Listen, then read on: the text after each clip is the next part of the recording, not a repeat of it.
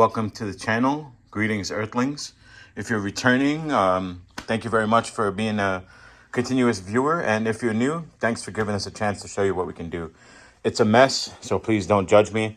I got a lot going on right now. Didn't need this issue, but while we're in the middle of it, we figure let's make a video for you guys so we can help you out as well. I saw a few videos online already, and they're not exactly thorough. I don't want to talk bad about anyone. There's a lot of great content out there, but I just want to be sure that you guys get the details you need as fast as possible. That's always my goal here. No stupid intro, no BS music. Let's just get right to it. All right, so you're knocking, you're squeaking, you're making noise from that front suspension. These foam rings, after quite some time and abuse in there, they disappear. These, believe it or not, are not the worst ones on this vehicle. This is the passenger side, okay? And so you can see we have the passenger side torn apart and have both of them right here, okay? The passenger and the driver, okay? I labeled one of, oh, okay, here it is, yeah. This one is labeled driver side, kind of sloppy, but it works. You can see in there, or you might be able to see in there, that the foam ring is gone, and you can actually see the rubber insert is starting to come out of place. And the reason is because it's been knocking for a little while. So we weren't able to get to it right away, but now we are. Okay, so here's the other one done. You can see the foam in there, and you can see the foam in there, doing what it's supposed to do, okay? So I'm gonna show you how we got to this point, all right? And the tools you'll need, the parts you'll need, and how much you have to take off. It's really not that much you have to take off. As you can see, we had a CV axle problem, which is something you want to be cautious about. You don't want to pull too far on these boots. This light is extra bright. Good for some things, bad for others. You don't want to pull too far on this boot and then cause it to tear or have it pop out of place. Other thing you want to be cautious about is your brake line here. You don't want to pull too far on this brake line and cause an internal tear. Remember, this is, you know, this came with the vehicle. So we're in 2024 now. This is already 12 years old. This is a 2012. So it's 12 or 13 years old, really. So don't pull on that. So that's the reason I took the clip out. So that way, the retaining clip that goes right here. So that way we get a little bit more flex out of it without yanking on it from up here near the crimp. Okay. So word of caution there. Another one is this upper ball joint. If you live somewhere where there's salt on the roads and it's corrosive out there, you know, a lot of rain, this is a steel bolt inside of aluminum. So you're going to get, I think it's called galvanic corrosion you're going to have. And some of these actually end up needing to be drilled out. This is a California car. I was able to just lift up on it from the bottom with a piece of wood underneath the ball joint and a jack and lift up on it enough. I put a pry bar in here, loosened everything up, tapped on it, and it came right out. And then it came right apart. So the jack underneath really will help you to control the movement of the suspension. You don't want it to move too far, okay? Another pro tip is that the fork right here, this bolt, that big bolt that goes through on the bottom, pinches where there's a bushing. I'll show you guys the bushing. Right there, that one. You want to torque that one at ride height. So what you want to do, I just jack it up, again with the block of wood. I jack it up until it starts to leave the jack stand. Until it almost starts to leave the jack stand on the other side.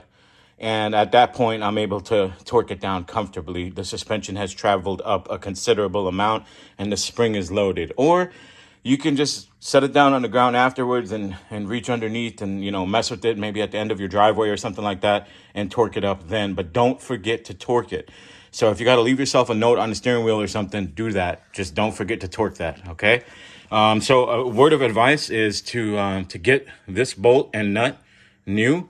And also the 3 top nuts, those are lock nuts, get those new. And actually, I would recommend getting the nut for the lower control arm new as well. And then also the nut for the pinch on the bottom of the strut. Okay, so this slides on to the bottom of your strut. Okay, this will be from this one. And there is, I believe, an alignment. That's what I was seeing online, but I actually don't see it on here, so that's a good thing. So this should, look at that, cleaned it up with a wire brush and it slides right on there. Okay, so the tower only goes in one direction. Okay, So it's really important before you take yours apart that you mark it. Okay, you see this had green marks on it already, and I added one there. I did it a little differently on this one. I marked it here, I marked it here. You should mark the rubber as well. And just mark everything all the way up, like right where it is one of these notches. Because the new mounts have 4 notches, okay? You can see where the old ones only have 2. I guess they use this mount in a different car as well, so they need different notches for these rubber pieces right here, okay? So, you know, if you want to do this complete, I would recommend getting the bump stop that's inside of here. You can get that rubber, you can get this rubber underneath. Shoot, you could even replace the struts right now, okay? But we're not with all that. The budget's not open to all that at the moment, okay? I'm not sponsored. I'm just doing this to help you guys out. So, all right, I know I'm kind of rambling. I'm all over the place. I'm in a rush, but I still want to make this video for you guys. So bear with me. Take all the info you can. Rewind it and watch it 3 times if you need to, okay? Remember the clip. Don't forget to torque that lower bolt at ride height. Don't forget to install this. This goes where the pinch bolt goes on the strut, which is right here, okay? Don't forget to put that bracket back on, okay? All important things. Now, when you loosen this off, with this released, okay, and the fork loosened up, everything loosened up, you can just drop this away from this upper control arm and pull this thing back towards you and also push down. That will allow you enough room to separate this from the strut, okay?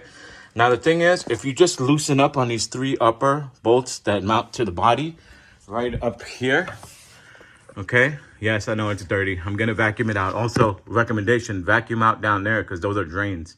So if you park under a tree, it'll get pretty nasty. Loosen these 3 up, okay? But make sure, like I said, you mark your strut before you take it out, okay? Mark it before you take it out and take a picture of how it's positioned. It'll just be that much easier for you going back in. It'll be one shot, you know, you'll have it one shot out, back in. So I mark it like this, and then we'll use the spring compressor on it next once we have this out, okay? So to take it out, going over it nicely, we're going to jack it up. We're going to chock the wheels. We're going to pull the wheels off, okay? Stuff them under the car, little added safety. Keep all your hardware nice and organized. Then we're going to go ahead and we're going to support the whole hub with the wood and a jack from underneath. And then we're going to take this one loose, okay? Not out yet. And then we're going to get the lower fork and the pinch bolt. That's pretty much it, besides the 3 uppers. So we loosen the 3 uppers so that we can wiggle the strut around at the bottom a little bit, and that will let us clear this piece because there's barely enough room with that fork in there. I'll show you guys. Hang on one sec. Okay. So looking on the inside, when you're doing this fork will be in here like this, okay? Sorry about the loud noise. There's not a whole lot of room. I know the lighting's kind of dim too, but there's not a whole lot of room in here. Let me get my flashlight. So you want that upper mount loose. You want to push it towards the axle as much as towards the outside of the axle as much as possible. Okay, like that. Tilt it back. Okay, you lower the jack down that you have under here. Push down. That's the reason you're going to separate here, is so that you can push down further and pull this away. Now, the way I took the strut out is like this. Let's say the flashlight's the strut. I came down, I got it out of the fork, okay? And then I came out towards the front like this. Up over the brake line, out towards the front. Be ready to grab it. It's kind of heavy. Don't drop it on the brake line. You don't want to stress this. If you do, you'll be replacing it as well as bleeding the system, all right? And that's pretty much it. Install in the reverse order. It's very simple, okay? But let's talk about compressing the spring. You're going to need a tool like this. You can rent this at like your local AutoZone or something. Use that number, 270-36. McPherson Strut spring compressor, okay? And the way I used this on there was upside down because of the taper of the spring. So I used it this way, all right? One on each side. And I didn't grab too high up or too low down. I just kind of kept it in the middle, and I really compressed it a lot, okay? But be careful, because as you compress it, you're storing energy, okay? So be ready that if, when you loosen that top nut, it pops. It doesn't hit you or anything else. Don't be in the line of fire, okay? And I lubricate these just lightly before I use them, all right? And it just makes it that much easier. And up here too, a little bit of lubricant right there will help out. Little dab of grease, not a lot, okay? I don't use impact tools with this. I would let you know that that's not a good idea. I mean, you can do it with an electric one or something if you want to, but just take it easy. Don't go too crazy, all right? And then what you'll need is an Allen. This is not a Torx, it's just an Allen at the very top. And then you use a wrench right here and rotate that, okay? Now, again, be very careful with compressing the spring to take it all apart. And take note of how it all stacks up. You got the nut, the washer, the foam piece, the mount. Then you've got, under here, you have your other foam piece, right? And then in the top of this plastic piece, you have a washer. And then underneath that, if you were to take that off, that's where you have your foam bumper, your bump stop for your lower limit of suspension travel. Okay, let me show you the parts. Okay, here's the old stuff again. Here's the new stuff, all right? Just these foam pieces, you know, the top ones go bad. The bottom ones do too. You can change just the top one in a hurry right from the top without taking it all apart if you don't want to. But I recommend changing it all out, okay? So there's the part number for the foam rings, okay? For this vehicle, this is a 2012 E70 X5. I should have said that at the beginning. And here are the part number. Here's the part number for the nuts right here. These are locking all metal nuts. That's why when you turn them, they stop because the top has an indent that grabs the threads, okay? And creates a locking action, okay? And then there's the mount itself, okay? Pretty pricey little piece. This mount was a little over 160 bucks. These were about like 20 bucks. And I forget how much the nuts were, but it's not that cheap, but it's worth it. It's gonna get rid of that knocking and the danger of it coming apart. Okay. So another thing before we go to tools and torque specs is what you got to take off up here. You got to take off all the plastic stuff and those strut tower brace bars. Okay. I just reminded myself I don't have the torque spec for that. I should have got you guys that. I have everything else. So if anything, use your torque wrench and see when you're loosening it about how much torque you have. But keep in mind, breakaway torque, whatever you have there, it's going to be just slightly higher than what's required. All right. So sorry about that one, but I'll try for better on the next video. Clean out everything. Like I told you guys, vacuum out real nice and clean, going back together. All the plastic has to come off. I mean, I wouldn't try it any other way because you're going to lose hardware down in this engine bay. And that really sucks, having to go crawl around underneath there looking for one lost nut. So it's just much easier to take it all off. It takes about 15 minutes. You know, about the most special tool you need is a small Torx bit or an E-Torx. So I'll show you guys the tools right now. Just keep in mind, you got to take all that off. It takes about 15-20 minutes to do that. And then, you know, you get into the suspension work. All right, now I got to hurry up because my wife's got to use this car today. Sorry about all the scribbling, but there's your torque specs. So the strut to the strut mount, that's the lower. That's where the fork pinches the shock, okay? The bottom of the strut or shock assembly.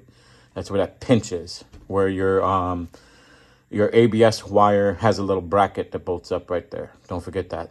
Upper control arm, that's the ball joint that connects to the spindle, the drop for the spindle. All right, 56.